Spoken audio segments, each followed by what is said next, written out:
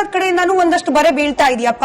Current, ನೀರು, toll ನಿಂದ ನೀರ್ವರೆಗೂ ಎಲ್ಲವೂ ದುಬಾರಿ ಅನ್ನೋ ರೀತಿಯಲ್ಲಿ ನ್ಯೂಸ್ ಪೇಪರ್ಗಳಲ್ಲೂ ಕೂಡ ಹೆಡ್ಲೈನ್ ಬರ್ತಾ ಇದೆ. ನೀವು ಮಾಧ್ಯಮ ಸೃಷ್ಟಿ ಅಂತ ಹೇಳ್ಬೋದು ಇದನ್ನ, ಬಟ್ ಜನರು ಕಟ್ತಾ ಇದ್ದಾರೆ, ಎಕ್ಸ್ಟ್ರಾ ದುಡ್ಡು ಕಟ್ಟೋ ಪರಿಸ್ಥಿತಿ ನಿರ್ಮಾಣ ಆಗ್ತಿದೆ ಇವತ್ತಿನಿಂದ. ಇದು ರಾಜ್ಯ ಸರ್ಕಾರದ ಹೊಣೆ ಅಲ್ವಾ? ನೋಡಿ, ಕೇಂದ್ರ ಮತ್ತೆ ರಾಜ್ಯ ಸರ್ಕಾರಗಳು ಯಾವಾಗ್ಲೂ ಕೂಡ ತೆರಿಗೆ ಹೆಚ್ಚಿಗೆ ಮಾಡಿದಾಗ, ಬೆಲೆ ಹೆಚ್ಚಿಗೆ ಮಾಡಿದಾಗ ಒಂದು ಸ್ವಾಭಾವಿಕವಾಗಿ ಪರಿಷ್ಕರಣೆಗಳನ್ನ ಮಾಡುತ್ತೆ. ಸ್ವಾಭಾವಿಕವಾಗಿ ಎಷ್ಟು ಪರಿಷ್ಕರಣೆ ಮಾಡಬೇಕಾಗುತ್ತೆ, 3%, 4%, 5% ಮಾಡೋದು ಒಂದು ಸ್ವಾಭಾವಿಕ ಪ್ರಕ್ರಿಯೆಗಳಿರ್ತವೆ. ಆದ್ರೆ ಇವತ್ತು ಕೇಂದ್ರ ಸರ್ಕಾರ ಈ ಅಂತಾರಾಷ್ಟ್ರದ ಏನು ವಿದ್ಯಮಾನ ಇದೆ ಅದನ್ನ ನೋಡಿಕೊಂಡು ಜನರ ಜೇಬ್ಗಳಿಗೆ ಬಲವಂತವಾಗಿ ಕೈ ಹಾಕಿ ಕಿಸೆಗಳ್ಳತನ ಮಾಡ್ತಾ ಇದೆ ಕೇಂದ್ರ ಸರ್ಕಾರ. ಕಿಸೆಗಳ್ಳತನ ಏನ್ ಬಗಳ್ತಾ ಇದೆಯಾ ಶನಿ ಮುಂಡೆ? ಹೆಂಗೆ ನೋಡಿ, ಇವತ್ತು ಒಬ್ಬ ಬಡವ ರೈತ ತಾನು ಬ್ಯಾಂಕ್ ಅಲ್ಲಿ ಹಣ ಇಡಬೇಕಾದ್ರೆ ಪ್ಯಾನ್ ಕಾರ್ಡ್ ಕಡ್ಡಾಯ ಆಗಿದೆ. ಇವಾಗ ಪ್ಯಾನ್ ಕಾರ್ಡ್ ಕಡ್ಡಾಯ ರೈತನಿಗೆ, ಯಾಕಂದ್ರೆ ಅವ್ರಿಗೆ ತೆರಿಗೆ ಇರ್ಲಿಲ್ಲ ಮುಂಚೆ. ಅವನು ಮಧ್ಯಮ ಗಾತ್ರದ ರೈತ ಆಗ್ಬೋದು, ಬೃಹತ್ ಗಾತ್ರದ ರೈತ ಆಗ್ಬೋದು, ಸಣ್ಣ ರೈತ ಆಗ್ಬೋದು, ಅವನಿಗೆ ಪ್ಯಾನ್ ಕಾರ್ಡ್ ಕಡ್ಡಾಯ ಇರಲಿಲ್ಲ. ಈಗ ನೀನು 5 ಲಕ್ಷ ರೂಪಾಯಿ ಕೊಟ್ಬಿಟ್ಟು ಒಂದು ಚಿಕ್ಕ ಕಾರ್ ತಗೋಬೇಕು, ಪ್ಯಾನ್ ಕಾರ್ಡ್ ಕಡ್ಡಾಯ. ನೀನು ಬ್ಯಾಂಕ್ ಅಲ್ಲಿ ದುಡ್ಡು ಹಾಕ್ಬೇಕು, ಪ್ಯಾನ್ ಕಾರ್ಡ್ ಕಡ್ಡಾಯ. ನೀನು ನಿನ್ನ ಹಣವನ್ನು ನೀನು ವಾಪಸ್ ವಿಡ್ರಾ ಮಾಡಿದ್ರೆ ಪ್ರತಿ ವಿಡ್ರಾಲ್ಗೆ 23 ರೂಪಾಯಿ ನೀನು ದುಡ್ಡು ಕೊಡ್ಬೇಕು, ಕಟ್ಟಾಗುತ್ತೆ.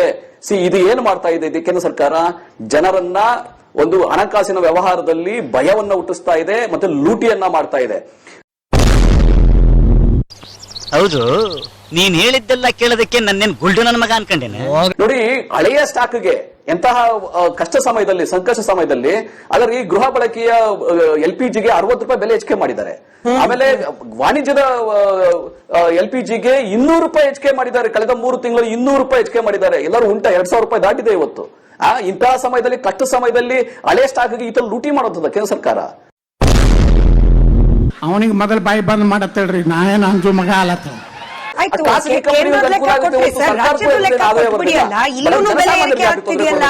ಈಗ ಕೈಗಾರಿಕೆ ವಾಣಿಜ್ಯ ಬಳಕೆಯ ವಿದ್ಯುತ್ ದರ ಸರ್ ಎಷ್ಟನೇ ಬಾರಿ ಜಾಸ್ತಿ ಮಾಡ್ತಿದೆ ರಾಜ್ಯ ಸರ್ಕಾರ? ಅದ್ರ ಬಗ್ಗೆ ಯಾಕೆ ಮಾತಾಡಲ್ಲ? ನೀರ್ ಬಿಲ್ ಜಾಸ್ತಿ ಆಗ್ತಿದೆ ಯಾಕೆ? ಅದಕ್ಕೆ ಕಾರಣ ಯಾಕೆ ಕೊಡೋದಿಲ್ಲ? ಇಷ್ಟೇ ಅಲ್ಲ, ನಾನು ಸ್ಟಾರ್ಟ್ ಮಾಡಿದ್ರೆ A to Z ಪಟ್ಟಿ ಇದೆ. ನಾವು ಹಿಂದೊಮ್ಮೆ ಡಿಸ್ಕಸ್ ಕೂಡ ಮಾಡಿದ್ದೀವಿ. ಟೋಲು ವಾರ್ಷಿಕವಾಗಿ ಜಾಸ್ತಿ ಆದ್ರೆ ಒಬ್ಜೆಕ್ಟ್ ಮಾಡುವ ಕಾಂಗ್ರೆಸ್ನವರು, ನೀರು ವಾರ್ಷಿಕವಾಗಿ ಪರಿಷ್ಕರಣೆ ಅಂತ ಅದನ್ನ ಸಂಜಾಯಿಸಿ ಕೊಡೋದು ಯಾವ ಸಮರ್ಥನೆ ಅಂತ? ಟೋಲ್ ಜಾಸ್ತಿ ಆದ್ರೆ ಕೇಂದ್ರ ಸರ್ಕಾರ ತಪ್ಪು ಮಾಡ್ತಾ ಇದೆ, ನೀರು ಜಾಸ್ತಿ ಆದ್ರೆ ರಾಜ್ಯ ಸರ್ಕಾರ ಯಥಾವತ್ತಕ್ಕೆ ವಾರ್ಷಿಕವಾಗಿ ಏನ್ ಮಾಡ್ಬೇಕು ಅದ್ ಮಾಡ್ತಿದೆ. ಇದು ಹೆಂಗೆ ನಾವು ಸರಿ ಅನ್ನೋದು ಸುದ್ದಿ ಅವರ ಒಬ್ಜೆಕ್ಷನ್. ನಾನು ಏನ್ ತಪ್ಪು ಮಾಡಿದೆ ಅಂತ ಹೊಡಿತಾ ಇದೆಯಾ ಹೀಗೆ? ನಾವು ಕೇಳ್ಬೇಕಾಗಿರೋದು ಇವತ್ತೇನು, ಕಾಂಗ್ರೆಸ್ ಸರ್ಕಾರ ಕರ್ನಾಟಕದಲ್ಲಿದೆ, ಕೇಂದ್ರದವ್ರು ಮಾಡ್ತಿದ್ದಾರೆ, ಕೇಂದ್ರದವ್ರು ಎಲ್ಲಾನು ಬೆಲೆ ಏರಿಕೆ ಜಾಸ್ತಿ ಮಾಡ್ತಿದ್ದಾರೆ ಅಂದ್ರೆ ನೀವೇನಕ್ಕೆ ಇಲ್ಲಿದ್ದೀರಾ? ಈಗ ಹಾಲಿಂದು ದರ ಏರಿಸಲಿಕ್ಕೆ ಕೇಂದ್ರ ಕಾರಣನ? ಬೆಂಗಳೂರು ಜಲಮಂಡಳಿದು ನೀರಿನ ದರ ಏರಿಸಲಿಕ್ಕೆ ಕೇಂದ್ರ ಕಾರಣನ? ಜನನ ಮರಣ ಇದ್ರನ್ನ ನೀವು ಅದಕ್ಕೂ ತೆರಿಗೆ ವಿಧಿಸ್ತಿದ್ದೀರಾ, ಅದೊಂದು ಸರ್ಟಿಫಿಕೇಟ್ ತಗೊಳ್ಳಿ, ಅದಕ್ಕೂ ಕೇಂದ್ರ ಕಾರಣನ? 5 ಬಾರಿ ಅಬಕಾರಿ ರೈಸ್ ಮಾಡಿದ್ದೀರಾ ಟ್ಯಾಕ್ಸ್ ನ, ಅದಕ್ಕೂ ಕೇಂದ್ರ ಕಾರಣನ? ಪ್ರತಿಯೊಂದು ವಿಚಾರಕ್ಕೂ ನೀವು ಕೇಂದ್ರ ತಗೊಂಡ್ ಬರ್ತಿದ್ರೆ ಮತ್ತೆ ನೀವೇನ್ ಕೆಲಸ ಮಾಡೋದಿದೆ? ನೀವು IPL VIP ಟಿಕೆಟ್ ತಗೊಂಡು IPL ನೋಡ್ಕೊಂಡು ಆರಾಮ್ಸೆ ರಿಲ್ಯಾಕ್ಸ್ ಮಾಡ್ಕೊಂಡು ಆರಾಮ್ಸೆ ಇದ್ಬಿಡಿ.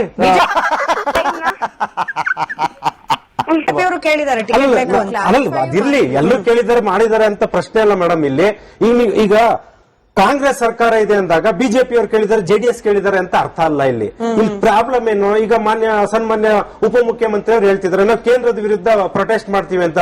ಸ್ವಾಮಿ, ನೀವು ಇರೋದೇನಕ್ಕೆ ಇಲ್ಲಿ? ಹಾಗಾದ್ರೆ ನಿಮ್ ಮುಖ್ಯಮಂತ್ರಿಗಳಂತ ಜನರು ಆರಿಸಿ ನಿಮ್ ಕಳಿಸಿರೋದೇನಕ್ಕೆ? ಮಹಿಳೆಯರು ಇವತ್ತು ರಸ್ತೆಗೆ ಬಂದಿದ್ದಾರೆ, ಏನ್ ಹೇಳ್ತಿದ್ದಾರೆ? ನೀವು ಗ್ಯಾರಂಟಿಯಿಂದ ನಮ್ಗೆ ಬರ ಎಲ್ಲಾನು ನೀವು ಹೆಚ್ಚಳ ಮಾಡ್ತಾ ಹೋದ್ರೆ ನಾವ್ ಏನ್ ಮಾಡ್ಬೇಕು ಅಂತ ಹೇಳ್ತಿದ್ದಾರೆ. ವಿದ್ಯುತ್ ಸ್ಮಿತಾ ಮೇಡಮ್ ಇವತ್ತು ಈ ಮಟ್ಟಕ್ಕೆ ಈ ಬೆಲೆ ಏರಿಕೆ ಮಾಡಿದ್ದಾರೆ, ಇದು ಕೇಂದ್ರ ಏನಕ್ಕೆ ನೀವು ದೂಷಿಸ್ತಿದ್ದೀರಾ? ಇವತ್ತು 11 ವರ್ಷಗಳಿಂದ ನೀರು ಸರಬರಾಜು ಮಾಡ್ತಿದ್ದಂತವ್ರು ನೀಟಾಗಿ ನಡೀತಿತ್ತು. 1126 ಕೋಟಿ ಲಾಭ ಬರ್ತಾ ಇತ್ತು. ನೀವು ಅದನ್ನ ನಿಮ್ಮ ಒಂದು ಗ್ಯಾರಂಟಿಗೋಸ್ಕರ ನೀವು ರೈಸ್ ಮಾಡಿ ಪ್ರತಿ ಮನೆಗೆ 500 ರೂಪಾಯಿ ಜಾಸ್ತಿ ಬರ್ತಿದೆ ಇವತ್ತು. ಆ ರೀತಿ ಮಾಡಿಟ್ರಿ ಇವತ್ತು. ಇದಕ್ಕೆ ಯಾರ ಕಾರಣ? ಹಾಗಾಗಿ ನೀವು ಕೇಂದ್ರದ ಮೇಲೆ ಬೊಟ್ಟು ಮಾಡಕ್ಕೂ ಮುಂಚೆ ನಾವ್ ಹೇಗ್ ನಡ್ಕೊಳ್ತಿದೀವಿ ಅನ್ನೋದನ್ನ ಫಸ್ಟ್ ಜನರಿಗೆ ಅರಿವು ಮೂಡಿಸಿ. ಇಲ್ಲ, ನೀವು ಕೇಂದ್ರದ ಮೇಲೆ ಎಲ್ಲದಕ್ಕೂ ಬಟ್ ಮಾಡೋದಾದ್ರೆ ನೀವು ರಾಜ್ಯ ಸರ್ಕಾರ ಯಾಕೆ ನಡೆಸ್ತಿದ್ದೀರಾ? ನಾನು ಆಗ್ಲೇ ಹೇಳಿದ್ನಲ್ಲ, IPL ಟಿಕೆಟ್ ತಗೊಂಡು ಆರಾಮ್ಸೆ VIP ಗ್ಯಾಲರಿಯಲ್ಲಿ ಕೂತ್ಕೊಂಡು ಎಂಜಾಯ್ Objection ಇದೆ ಮಾಡ್ಕೊಂಡಿದ್ದೀರಿ. ನೋಡಿ ನಟರಾಜ್ ಗೌಡ್ರಿಗೆ, ಒಬ್ಜೆಕ್ಷನ್ ಇದೆ ನಟರಾಜ್ ಗೌಡ್ರಿಗೆ. ಮತ್ತೆ ನೀವ್ ಏನಕ್ಕೆ ರಾಜ್ಯ ಸರ್ಕಾರ ನಡೆಸಬೇಕು? ದಾವಣಗೆರೆಯಲ್ಲಿ ಹೋಗ್ಬಿಟ್ಟು ನೀವು ಉಪಚುನಾವಣೆ ನಡೆಸಕ್ ಹೋಗ್ಬೇಕಾ? ಬಾಗಲಕೋಟೆಗೆ ಹೋಗ್ಬೇಕಾ? ಇಡೀ ಸಂಪುಟ ದರ್ಜೆ ಅಲ್ಲೋ ಕೂತ್ಕೊಂಡಿದ್ದಾರೆ. ಚುನಾವಣೆ ಮಾಡಬಾರ್ದ ಸರ್? ಈಗ ಚುನಾವಣೆ ಮಾಡ್ಬೇಕು, ಇಡೀ ಸಂಪುಟ ದರ್ಜೆ ಅಲ್ಲಿ ದಾವಣಗೆರೆಯಲ್ಲೇ ಕೂತ್ಕೋಬೇಕಾ? ಅಯ್ಯೋ, ನಟರಾಜ್ ಗೌಡ್ರು ದಾವಣಗೆರೆಯಿಂದನೇ ಕನೆಕ್ಟೆಡ್ ಇದ್ದಾರೆ. ಇವ್ರು ಹೋಗ್ತಾರೆ ಇದ್ದಾರೆ, ಇವ್ರು ಕೂತ್ಕೊಂಡು ಇವರು Yes, sir, ಸಂಪುಟ ದರ್ಜೆಯಲ್ಲಿರೋರು ಸಚಿವರು ಶಾಸಕರು. ನಟರಾಜ್ ಗೌಡ್ರು ಈಗ 2018ರಲ್ಲಿ ಮಾನ್ಯ ಕುಮಾರಸ್ವಾಮಿ ನೋಡಿ, ನೀವು ಬರೀ ಟಿಕ್ ಟಾಕ್ ಇವ್ರಿಗೆ ಏನಾಗಿದೆ ಗೊತ್ತಾ? ಅಶೋಕ್ ನಟರಾಜ್ ಗೌಡ್ರಿಗೆ ನಾನು ಕೇಳಿದ ಪ್ರಶ್ನೆಗೆ ನಟರಾಜ್ ಗೌಡ್ರೆ ನಾನು ಕೇಳಿದ ಪ್ರಶ್ನೆಗೆ ನಿಮ್ಗೆ ಉತ್ತರ ಇದೆಯಾ? ಉತ್ತರ ಇದೆ, ಸುಮ್ಮನೆ ನೀವು ಕಳೆದೋರಿ ಟಾಪಿಕ್ ಡೈವರ್ಟ್ ಮಾಡ್ತಾರೆ ನಟರಾಜ್ ಗೌಡ್ರು. ಕೆಲಸ ಇಲ್ಲ ಇಲ್ಲ, ನನ್ನ ಪ್ರಶ್ನೆ ಆಚೆಯಿಂದ ಕನೆಕ್ಟೆಡ್ ಇದ್ದಾರೆ. ಸ್ಮಿತಾ ಮೇಡಮ್ ನೂರಾರು ಡಿಬೇಟ್ ಮಾಡಿದ್ದೀರಾ, ನಟರಾಜ್ ಗೌಡ್ರೆ ನನ್ನ ನೇರವಾದ ಪ್ರಶ್ನೆ ನಿಮ್ಗೆ, ಕೇಂದ್ರದ ಮೇಲೆ ಬೊಟ್ಟು ತೋರಿಸಿದಿರಲ್ಲ, ಬೆಲೆ ಏರಿಕೆ ಜಾಸ್ತಿ ಆಗ್ತಿದೆ ಅಂದ್ರೆ ನೀವು ರಾಜ್ಯದಲ್ಲಿ ಕೂತ್ಕೊಂಡು ಏನ್ ಮಾಡ್ತಿದ್ದೀರಾ? ಯಾಕೋ ನನ್ಗೆ ಟಾರ್ಗೆಟ್ ಮಾಡಿದ್ಯಾ? ನಾನು ನಿನ್ಗೇನ್ ಅನ್ಯಾಯ ಮಾಡಿದೀನೋ ಹೇಳ್ಕಂದ. ಕೇಂದ್ರ ಸರ್ಕಾರ ರಾಜ್ಯ ಕೊಟ್ಟಿರುವಂತಹ ಕೊಡುಗೆ ನಿಮ್ಮ ಸರ್ಕಾರ UPA ಸರ್ಕಾರ ಯಾವತ್ತೂ ಕೊಟ್ಟಿಲ್ಲ. ಹಣಕಾಸು ಆಯೋಗದ ಮಾತಾಡ್ಬೇಕು ಅಂದ್ರೆ ನಿಮ್ಮ ಅವಧಿಯಲ್ಲಿ UPA ಅವಧಿನಲ್ಲಿ ನಟರಾಜ್ ಗೌಡ್ರೆ ಹಣಕಾಸು ಆಯೋಗದ ಆರ್ಗ್ಯುಮೆಂಟ್ ಇದೆಯಲ್ಲ, ದಯವಿಟ್ಟು ಇದು ತುಂಬಾ ಜನರಿಗಾಗಲೇ ಗೊತ್ತಾಗೋಯ್ತು.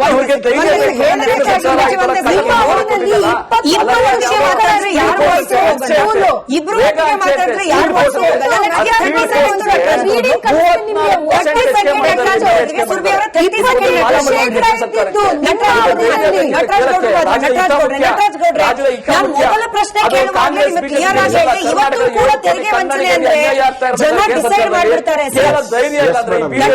ನಿಮ್ಗೆ ಪ್ರಶ್ನೆ ಕೇಳ್ತಿದ್ದೀನಿ ನಟರಾಜ್ ಗೌಡ್ರೆ, ನಿಮಗೆ ಪ್ರಶ್ನೆ ಕೇಳ್ತಿದ್ದೀನಿ, ನೀವು ಕೇಳಿಸ್ಕೊಳ್ಬೇಕು.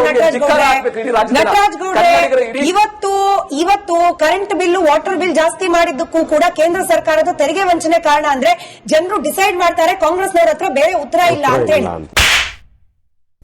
ಒದಿತೀವಿ ಅಂದ್ರೆ ದಾರಿಗೆ ಬರ್ತಾರೆ ಇವ್ರುಗಳೆಲ್ಲ. ಹೇಳ್ತೀನಿ ಕೇಳಿ, ಇಲ್ದ್ರೆ ಇವ್ರು ದಾರಿಗೆ ಬರಲ್ಲ. ಎಲ್ಲರಿಗೂ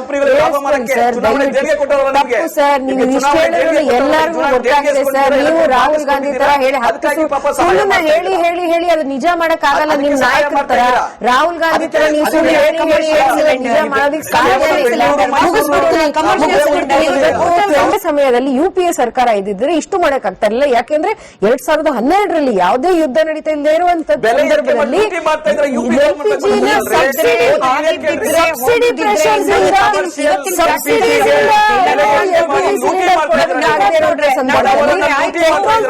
ಗಂಟೆಗೆ ನಿಲ್ಸಿ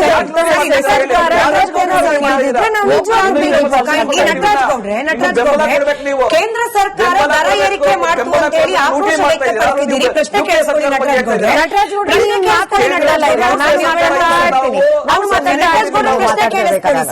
ನಟರಾಜ್ ಗೌಡ್ರೆ ಪ್ರಶ್ನೆ ಕೇಳಿಸ್ಕೊಳ್ಳಿ. ಆಯ್ತು, ಕೇಂದ್ರ ಸರ್ಕಾರ ಜನರಿಗೆ ಸರಿಯಾಗಿ ಸಿಲಿಂಡರ್ ಸರಬರಾಜು ಮಾಡ್ತಿಲ್ಲ, ರಾಜ್ಯ ಸರ್ಕಾರದ ಹೊಣೆಗಾರಿಕೆ ಬಗ್ಗೆ ಪ್ರಶ್ನೆ ಇದೆ, ಕೇಳಿಸ್ಕೊಳ್ಬೇಕು ನಟರಾಜ್ ಗೌಡ್ರೆ. ನಾನು ಮನಮೋಹನ್ ಸಿಂಗ್ ಡಿಬೇಟ್ ಮಾಡ್ತಾ ಇಲ್ಲ ಇವತ್ತು, ಸಿದ್ದರಾಮಯ್ಯ ಮೋದಿ ಡಿಬೇಟ್ ಮಾಡ್ತಾ ಇದೀವಿ ಇವತ್ತು. Kindly come back to present. ನಾನು ಇಬ್ಬರಿಗೂ ಮನವಿ ಮಾಡ್ಕೊಳ್ತಿದ್ದೀನಿ, ನಮ್ಮ ಹತ್ರ 4 ಗಂಟೆ ಸಮಯ ಇಲ್ಲ ಹಿಸ್ಟ್ರಿ ಡಿಸ್ಕಸ್ ಮಾಡಕ್ಕೆ. ನಟರಾಜ್ ಗೌಡ್ರೆ, we are discussing about Modi and Siddaramaiah G. ಅದಕ್ಕೆ ಕೇಳಿಸ್ಕೊಳ್ಳಿ, ಕೇಂದ್ರ ಸರ್ಕಾರದ ನಿಲುವು ನಿರ್ಧಾರಗಳು ತಪ್ಪಿದೆ, ಒಪ್ಕೊಂಡ್ಬಿಡೋಣ. ನಟರಾಜ್ ಗೌಡ್ರೆ ಕೇಳಿಸ್ಕೊಳ್ಳಿ, ಬೆಂಗಳೂರಿನಲ್ಲಿ ಆಟೋ ಚಾಲಕರು ಬಾಯ್ ಮಾಡ್ಕೊಳ್ತಿದ್ದಾರೆ. ನಿಮ್ಮ ಸರ್ಕಾರಕ್ಕೆ, ರಾಜ್ಯ ಸರ್ಕಾರಕ್ಕೆ ಹಿಡಿಶಾಪ ಹಾಕ್ತಿದ್ದಾರೆ ಸರ್. 84 ರೂಪಾಯಿ ಇತ್ತು ಲೀಟರ್ಗೆ, 100 ರೂಪಾಯಿ ಮಾಡಿದ್ದಾರೆ ಬಂಕ್ ನಮಗೆ ನಿಯಂತ್ರಣ ಮಾಡ್ತಾ ಇಲ್ಲ ರಾಜ್ಯ ಸರ್ಕಾರಗಳು. ಜಿಲ್ಲಾಡಳಿತಗಳು ಬಂಕ್ ಮಾಲೀಕರನ್ನ ಕಂಟ್ರೋಲ್ ತಗೊಳ್ತಿಲ್ಲ ಅಂತ ಹೇಳಿ ಆಟೋ ಚಾಲಕರು ರಾಜ್ಯ ಸರ್ಕಾರವನ್ನು ಶಾಪ ಹಾಕ್ತಿದ್ದಾರೆ.